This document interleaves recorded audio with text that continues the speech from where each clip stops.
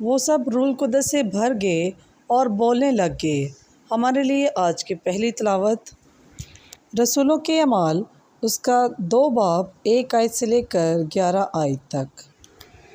جب عید خمسین کا دن آیا تو وہ سب مل کر ایک ہی جگہ میں جمع تھے، اور یکبارگی آسمان سے ایک ایسی آواز آئی جیسے تند ہوا کا سناٹا ہوتا ہے، اور اس سے سارا گھر جہاں وہ بیٹھے تھے گونج اٹھا، اور آگ کے شعلے کسی زبانیں انہیں دکھائی دیں، اور جدا جدا ہو کر ہر ایک پر ٹھہری، اور وہ سب روح القدس سے بھر گئے اور دوسری زبانیں بولنے لگے جس طرح روح نے انہیں بولنا عطا کیا۔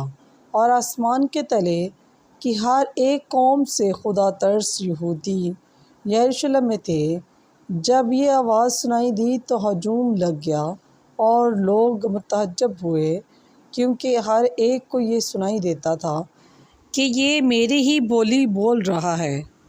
اور سب حیران ہو کر اور تعجب کر کے آپس میں کہنے لگے، دیکھو یہ جو بولتے ہیں کیا سب جلیلی نہیں؟ پس کیوں کر ہم میں سے ہر ایک اپنے اپنے وطن کی بولی سنتا ہے؟ پارتھی اور مادی اور الامی اور مبینین اور یہودیہ اور کپادوکیہ اور پینتکس اور آسیہ اور فرگیا اور پمفولیہ اور مصر اور لیبیا میں قرون کے آس پاس کے علاقے کے باشندے اور مسافرین روما، کیا یہودی کیا نومرید اور کرتی اور عربی، ہم اپنی اپنی زبان میں ان سے خدا کے عجیب کاموں کا بیان سنتے ہیں۔ پس پاک کلام کے پڑھے اور سنے جانے پر خداوند کی خاص برکت ہو۔